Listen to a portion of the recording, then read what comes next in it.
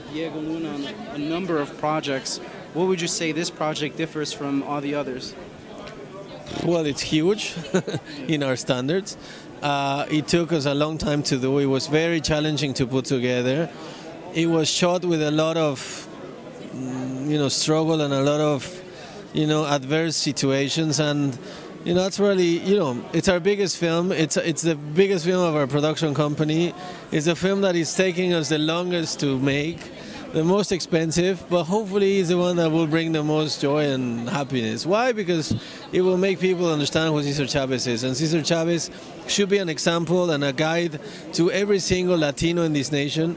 And not only to every single Latino in the nation, but every single person who feels that today, 2014, rights of people are being stepped on.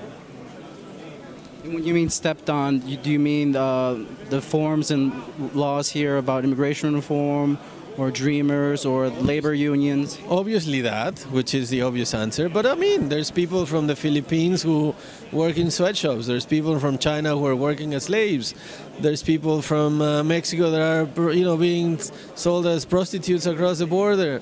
There's a whole bunch of, this is a country because it's based on the economics and on the free, on the free trade that is going to always step on someone's shoe. So this film serves to how to make this a more balanced power situation. And Cesar proved to this country that if you organize yourself and you bring the right message, you'll be able to bring a whole industry to its knees. And of course, the biggest injustice of all in today's world here in the States is how can people that have lived here all their lives cannot have access to the most basic right, which is to feel part of a nation. You spoke a little bit about Chavez. Can we get a more personal feel of what Chavez meant to you growing up and what Chavez and his work means to you now, completing the film, looking at the process, me even looking back at the film? Well, I was born in Mexico, so I didn't live the American struggle, and I'm not part of say growing up on a Cesar Chavez home. I was brought up in Mexico, and I learned from Cesar Chavez by making a movie about organizing unions in Los Angeles in the 90s.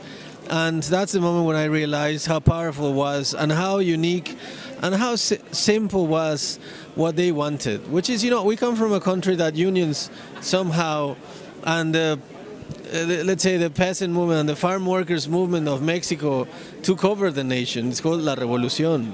And I come from a country which diluted the very essence of what that revolution was all about and made it into very corrupt and oligarchy and horrible unions that were ruling the nation and destroying precisely the reason why that revolution started. So when I came to Los Angeles and learned about how unions were being formed just to defend basic rights, minimum wage, things that you take for granted in a, industrialized nation as this, that's when you come in touch with a sense of justice and somehow you reflect it on yourself and say, what can I do to improve this life? How can I fight from my own corner and make this, and be part of a bigger change? And I think that that's a transformation into making the film Cesar Chavez.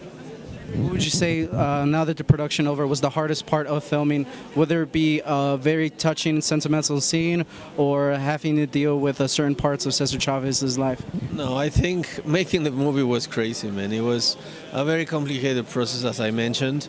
But the most proud is that, what I feel now is that people are reacting to it. And when you finish the screenings, and we've been doing a lot of screenings recently, and when you see people crying at the end of the film, when you go, we did it. It worked. So far, it's been standing ovations everywhere we go. So hopefully, Chicago is not the exception. Well, thank you very much, sir. Thank you very much for the time. Much appreciated. Very looking forward to the show. Ready? Un selfie.